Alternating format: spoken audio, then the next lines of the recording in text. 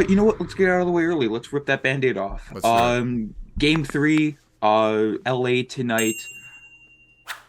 I want to say I'm concerned, but with the way we've been dominating in 5-on-5, I'm not really worried at all. And like McDavid hasn't done much. He's just had one power play assist in game two. But for him to stay this quiet, I'd be worried if I was LA. Like, there's no chance you leave him off the scoreboard more than once tonight. Yeah, and I He's think that good in sort of sorry, but to go into game three, the first two game, those jitters are all gone. It's time to lock in, and that's what Connor will exactly do tonight. like you mentioned, the jitters. I think a lot of teams, including the Oilers and the Leafs alike, in Game One, you kind of saw that, right? And I think that definitely went away in Game Two. Like I thought, Draisaitl had an amazing Game Two. He was awesome. But I was gonna say, like you brought it up, and you're not worried, but McDavid only has one assist, and it's a power play assist through two games. But some other guys have been stepping up, so I wouldn't be, that's what you want to see. You shouldn't have McDavid as your A+ player, but throughout the playoffs, like other guys got to chip in. Teams are gonna have strategies to make sure McDavid doesn't score. It's gonna happen, but there could be games he doesn't. So it's nice to see the rest of the Oilers step up. But you're not worried at all about McDavid? No, because not only McDavid, but if he gets going, then watch out for the others. Hyman and Nuge have played a very, very quiet first two games. Most Mm-hmm. of that top six, other than maybe Draisaitl and Kane. But like in game one, you had Bouchard scoring. Game two, you had depth guys like Derek Ryan and Clean Costin, Clean the Dream, my boy. So it's nice to see the others step up because the deeper you get into the playoffs, the more your depth matters because your top guys are going to be tired. So it's more on your bottom six.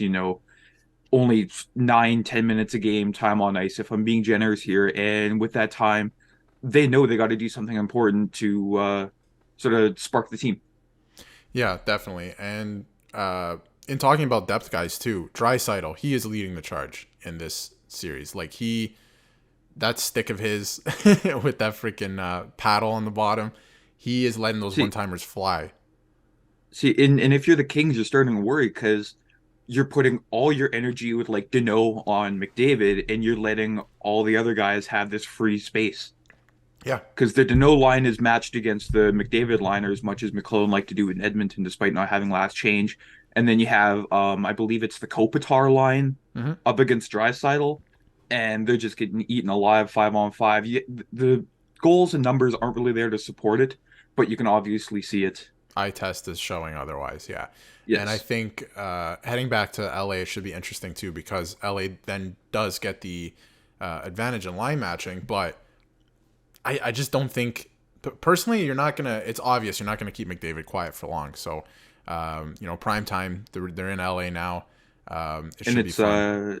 it's also interesting to see because even though LA has last change, I believe Jay Woodcroft will go with 11-7, and that Hmm. makes it all the more difficult to sort of line match because you're not going to know which center is out there with the The remaining two. bottom two forwards. Yep. Yeah, that should make it interesting. And that's the thing. You could put McDavid out there with them. You could put Drysdale. Like you don't know who's coming over the board. So how do you match that? Even though you have home ice, right? It's pretty interesting. Yeah. Um, And obviously, like, I don't know, I know it's a part of the game, but like the whole line matching and thinking about that stuff, like it screwed the Leafs in the first like 5 minutes of their game one. So I just hate thinking about stuff like that, but it is absolutely a factor. But It's all about strategy. I'm a big fan of strategy. yeah. 4D chess, give me all of it. Yeah. The head games, the line matching head games, like love it. It's one of the best parts of playoff hockey because you sort of starts to see the game within the game with the Yes. coaches messing with each other. Hmm. It's fantastic. It's all part of competition, and I love it this time of year because it shows that they just want to win so badly, and it's fun to watch. It's just like when it gets overly complicated when they're talking on the broadcast. I'm like, come on, I just want a goal. As a fan, I'm just score a goal. I don't care about the line matches, but yeah, I think the one interesting thing about this series, I think we touched on last episode, is I think it's between game 5 and 6. There's like 4 days because the Lakers play There, there's 4 days. It's the Lakers and then potentially the Clippers. Clippers because they all three of them share the same arena. That's right, and the Like Clippers. I looked on the crypto.com arena and it didn't show the games if necessary for either the Lakers or Clippers. It But there's that 4D gap. Yeah, and I think I think they put it in there because, like, I was checking the scores yesterday too. The Clippers series is 1-1. Last I checked, I think they played last night, so I'm not sure what it is. So it's going at least 5 games, which means they'll be back there in that 4-day gap. And the Lakers too. So that's kind of poopy, but So all the more reason to have the NHL go back to like a 2-3-2 format instead of right. like a 2-2-1-1-1. Yeah, because I think it. A lot of people argue like that Game 5 back at home is a big thing for the higher seed. But if you really think about it, a lot of these first round playoff series go the distance. So if you can get those 2 home games at the end, like that makes all the difference, I think. Yeah, absolutely. Like if you're down 3-2 and you win game 6, well, you don't have to go out and play game 7 on the road. You're back home in front of your crowd. They're like they sense uh the resiliency, Hmm. and you just feed off that, and it's a whole lot better than like winning game 6 at home, or winning game 6 on the road, and then you got to go back to game 7 at home. Right. Yeah, it's a different dynamic for sure. At least it's not like the OHL. The OHL used to do like 1-1-1-1-1. Like you would switch every game, which is That makes horrible. no sense. It doesn't. It doesn't. That They would used to do suck it. if it was like two like far distance teams. Like, could you Yeah. imagine like Mississauga and like the Sioux one Exactly. one?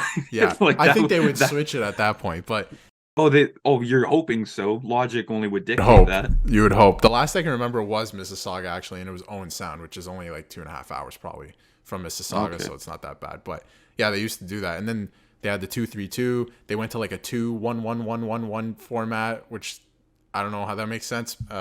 They played with a lot of things. The OHL, junior hockey, it's very There's also the WHL back in the 80s, I think, for because one division was unbalanced, so they played 8 game series, 8 or 9 game series, and then the others would play like the normal seven the game normal. series. Yeah.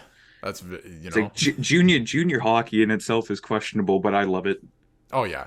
It's awesome to get into. But yeah, to go back to the Oilers and Kings, it should be a fun, lengthy series. I think by the time we do our next podcast, they'll probably still be playing. For more content, visit our YouTube channel and check us out on Spotify and Apple Podcasts. Don't forget to follow the guys on social media at Matt_Mondays, at Nick LaFlame, and at Darius Dominguez.